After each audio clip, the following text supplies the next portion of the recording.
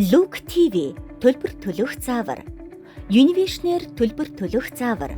Та IPTV-гийн ап хэсгээс Look TV руу орон утасны дугаараа бүртгүүлэн Look TV Basic багцыг үнэгүй ашиглах боломжтой. Холбоогүй тохиолдолд дараах анхааруулга гарна. Look TV-гээ IPTV-тэй холбосны дараагаар тус цонх гарах бөгөөд зөвшөөрөх товчийг дарна. Төлбөр амжилттай төлөгдснөөр таны Look TV-гийн төлбөр нь Univision-ийн төлбөр дээр нэмж тооцогдно. Unitel-ээр төлбөр төлөх заавар. Төлбөр төлөх хэсгээс Unitel-ийг сонгоно. Өөрийн Unitel-ийн дугаарыг оруулна. Үүний дараа таны бүртгүүлсэн утасны дугаарт дөрвөн оронтой баталгаажуулах код ирэх бөгөөд тус кодыг оруулна. Кодыг зөв оруулснаар урьдчилсан төлбөрт дугаар бол таны үлдэгдэл нэгжээс хасагдах ба дараа төлбөрт дугаар бол төлбөр дээр нэмж тооцогдно. Visa картаар төлбөр төлөх заавар.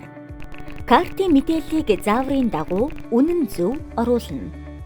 Ингэснээр таны төлбөр картын үлдэгдлээс хасагдана. Төгс картаар төлбөр төлөх заавар.